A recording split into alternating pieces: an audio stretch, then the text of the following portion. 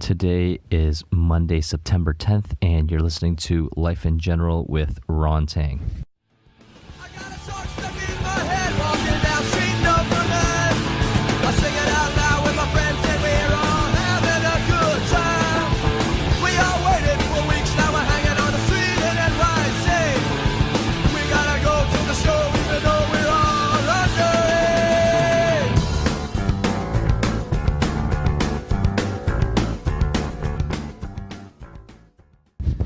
Hey, what's going on, guys? I am finally here. I have made it to the UK, and I'm staying in a small town called Seven Kings, which is where my aunt lives. It's cool meeting my cousins for the first time. Both of them live here, a boy and a girl. And the last time I saw my aunt was before she had them. I was 6 or 7 at the time, as she can recall. But man, what a hell of a layover. I swear to God, like, if I could just get the ticket for the same price without having to lay over, I would have just done that. And the only reason why I did, well, because it was cheaper and I wanted to see Iceland. I mean, for the longest time, after I booked the trip, I was just completely hyping it up. Like, oh my God, I'm going to see the Blue Lagoon. But fuck, everything, as soon as I got there, from YYZ airport to Iceland, everything that could have went wrong during that time did. And as soon as I got off the plane, I immediately regretted not having brought a spring jacket. And I did think about it. I'm like, fuck, should I have brought in a jacket? Because it's just going to take up extra space, and you know, I won't be able to use it in Iceland if I put it in the luggage, so I'm going to have to like stuff it in the carry-on, which is not something I wanted to do. I didn't even want to bring one, right? Because it's fairly warm in both London and Paris, and you know, for just a layover, I don't want to bring a jacket just for that. It's taking up too much space. Like I just didn't want to. I can get by with sweaters. That's what I was thinking. I can get by with a sweater and underlayers. Fuck, as soon as I got off, okay, it wasn't even directly at the front of the airport. It was, we got off the plane and there was freezing rain immediately, and then we had to get on a shuttle which takes us to the airport. I didn't sleep because the flight was, you know, it started around 8, which is the time that Eastern time we're sleeping, and then I'm already wired. Food was ridiculously expensive in Iceland. It's about $20 for like a sandwich. So I'm just like, fuck it, you know, this is a good time for me because this is the time I'm sleeping anyway. So I'm pretty much going to be intermittent fasting. But having to carry like my carry-on, and pretty much like doing cardio in the fucking AM all around the airport. So I'm like, you know, I'm just going to like sit for a while. I had 9 hours to kill. So I'm like, okay, I had plans to go to the Blue Lagoon. So I got out to the front counter and then asked for a shuttle. Costed me $50 Canadian. Actually, with everything, it cost about 60 for a round trip, and it's like 15 minutes away, right? I'm like, wait a minute, let me go ask a taxi driver. So the taxi actually wanted to charge me about $100 to get there for like a 15-minute ride. So I'm like, no, thank you. Went back to the front desk, asked for a shuttle, and close to $60 to get shuttled over there. Oh, and when I was on the plane, there's this one guy. He's a chiropractor, and he kept like trying to talk to me. And at one point, like I had to take out my headphone because he just kept talking. Long story short, like, you know, he's an alright guy, but I just wished he would have like shut up because he was just like overly excited to be traveling.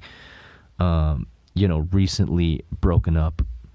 This guy just started yapping my ear the whole ride. I'm like, fuck. When we were boarding the gates, he's like, hey, bud, which seat are you? I think we might be close. Fuck, I sat right beside this guy, and this whole time he's just like yapping off. So I'm like, oh, whatever, man. It's just a couple hours, you know. And then it was a bit sketch. So, yeah, there's a lot of shit that this guy was saying. He lived in like Waterloo, his background was. So I'm thinking in my head, like, what does this guy want? Like, is he just like super nice, or does he want something? So then I get off the plane, and then he looks for me. He taps on my shoulder. He's like, "Bud, hey, which way are you going? You know, I actually got a couple hours to kill, and then I'm meeting up with a couple buddies, and then I'm off to. I think he's going somewhere else. He's not going to where I'm going, right? He had his layover is a bit different. He's going to another country, and then he throws in the question, "Hey, you know, I was thinking it's cheaper if we both rent a car." And then it clicked. I'm like, oh, that's why this guy is trying to make friends. He wants somebody to go half and half with the car, with a rental, which makes sense because it is about $50, the Hertz at the airport, and we can actually both take advantage of that. But I'm here for a shorter period of time. He's going to the city, which is an hour away, and I'm going to the Blue Lagoon for a spa day, which is 15 minutes away. I'm like, yeah, you know what? No, I just want to like go to the spa and lie down. He's like, all right, no problem. You know, we talk a little bit, we exchange, you know, Facebook. I find out that we actually have a couple mutual friends. I think he's about 20 years my senior. But we have friends, mutual friends, within the GTA. So I'm like, okay, whatever. He's gone. I'm just wired at that point. So I booked the shuttle, $60 to get to the Blue Lagoon, only to find out that pre-booking is required. So I'm like, fuck, how did I miss that part? My fault, of course, for not pre-booking, but I didn't know it was like extremely popular. They're actually always overbooked. And I thought it was just one of those things where it's like, yeah, I'll just, you know, go in. You know, nobody wants to go anyways because it's like so overrated. And a lot of people have already been here, so I figured it wasn't, you know, as popular as it actually is. So I get there, they're actually overbooked, and everybody's like super nice over there. There's a lot of cute looking blonde women too. Like, this is the place. Like, I'm just looking at like all the wait staff and, you know, all the workers, and I'm just like, holy shit, that girl kind of looks like Margot Robbie from the profile. That one sort of looks like Jenna Jameson. That one could be, you know, like a chubbier Cameron Diaz. So everyone was like, you know, all the women were somewhat good looking. So anyways, I asked this one lady at the front desk, and she's like, yeah, no problem, let me check for you. And I think all she did was like go to the website, but then she called the manager, and the manager's like, no, sorry, like, we're overbooked. So there was really nothing I can do. So I'm like, fuck, what am I going to do? I got another 8 hours to kill. And then I waited for another hour and a half. And as soon as 10 o'clock hit, I'm like, hey, do you guys have any cancellations for like 10? As soon as I asked that question, there was like bus load of people coming in. I'm like, well, yeah, I guess not. So what the fuck am I going to do? Like, at that point, like, I just didn't want to go back and then set up a rental car and then drive into the city. Like, I was way too tired to be driving anyway. Weather was cold. I'm just like, fuck it. You know, I'm a little soaked from this freezing rain. So why don't you book me the shuttle or call them, or I'll just catch another shuttle on the way back, because, you know, it's all from the same company from the airport. So I'll just wait in the front. Oh, and when you do get to the Blue Lagoon spa, it's like, dude, there's like this one little hut where everybody has to like drop off their luggage, and you got to pay for it. I only had a hand carry, so I didn't. But it's actually like a 300 fucking meter walk when you get there to the Blue Lagoon. So it's like, dude, freezing rain. A lot of tourists don't have jackets. They got to walk another 300 meters to get there, which is like, fine, whatever. I get out, and they tell me that the shuttle, the round trip I booked, comes every like 2-3 hours. So I'm like, you got to be fucking kidding me. And it's got to be that same driver, that same bus, right? Despite the fact that these other companies are going back to the airport, I couldn't catch a ride with them. I mean, I'm sure at that point, if I just like bugged the shit out of one driver from like another tour bus, he'd probably be nice enough to take me back. So I'm just like, oh, I don't know what to do. So I sat there aimlessly for another hour and a half. I was just like looking at my phone, reading shit. So when I get back to the airport, I bought a sandwich and fries, during that time, like, it was still the weekday, so I couldn't really fall off my diet. But I'm like, fuck, man, I didn't eat. Like, I'm starting, I'm getting tired. I'm getting weak. I don't feel good right now. I haven't slept. I'm starting to get like cold sweats, right? Like, it's that time when you're up for past 14 hours and you're sort of like giggly and delusional. So I'm feeling, that slight euphoria, tiredness at the same time, alertness, cold sweats. So I'm just like, oh, just fucking just get something. So I got a sandwich and a fry. Get to the counter, and then 4 registers. One of them was there already, like, helping another tourist. The tourist is like, okay, so how much does this cost? How much is that? At that point, it was like, I've already been up 24 hours. I'm like, fuck, can I please just get this fucking sandwich and move on with this layover? This guy was like, okay, so what would it be in this currency if I got? I'm just thinking, oh my god, like, there's actually another 4 people behind me. This guy just looks over it without a care. And then he's like, yeah, but if I got this without that, how much? I'm thinking, just download a fucking app, bud. Like, there's Wi-Fi here. You can just get the app and just do the conversions. So after about 10 minutes, like, everyone in the lineup's already pissed off. And he's like, okay, thank you. Walks off. And then, I don't know, for some reason, the cashier just started to get short. She's like, can you come on this side, please? Can you show me your boarding pass? It's like, oh, fuck, really? You need me to show you my boarding pass so you can sell me the sandwich? It's like they have to verify that you're actually, like, going somewhere, that you're actually supposed to be in the airport. I don't know. So I'm like, yeah, it's right here. And got my sandwich. Honestly, it was the worst sandwich I've ever had. And the fries were, like, pasty white. It wasn't like golden yellow fried. I'm just like, oh, fuck, you know what? Like, I paid way too much for this. Just shove it down. Just swallow it and just move on with this layover. So at that point, I'm like, Jesus Christ, nothing is going my way today. Let's just get over there, and then we'll see what happens tomorrow. Because by the time I get to London, it's going to be about, 9 or 10. So I wait. I try to sleep, but I couldn't. And I couldn't even sleep on the plane on the way over to the layover because Iceland Air, the seats are fairly small, really hard to sort of maneuver myself in the right position. I got an aisle seat. So during the lineup to board the next plane to finally get to the UK, of course, I'm like right behind this older couple. And this whole time, like, they must have been like 70-ish, close to 80, and this one, the woman was just kept nagging about this, about that. I don't exactly remember what it was because I was already like half asleep at that time, like standing up. I'm just like, oh man, I'm so tired. I don't even know what I'm gonna do because as soon as I get over there, it's one of those things where it's like, okay, you're meeting them for the first time and you haven't seen your aunt like 20 something years, so you gotta sort of put your game face on to greet. You can't just be like, all right, like, where's the fridge? I just want something hot and I gotta go to bed. No, you gotta like talk to them, get to know them again, sort of. You gotta settle yourself in, right?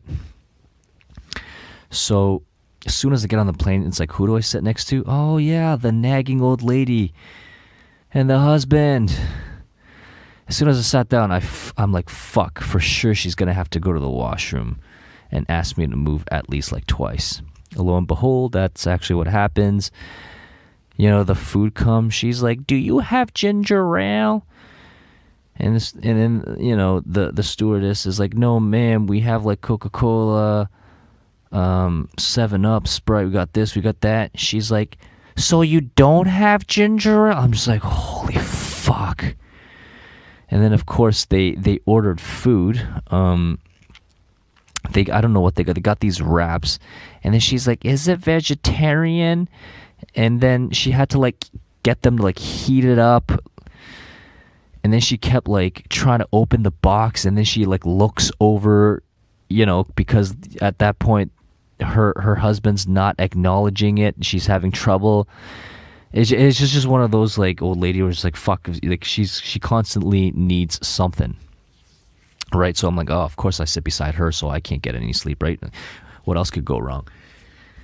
Get to the UK border finally, and it's like a fuck ton of people, and then my aunt messages me, she's like, oh, are you here? And I showed a picture, and she's like, yeah, it's never been like that. Everybody in that lineup that night was like, yeah, it's actually never been this bad.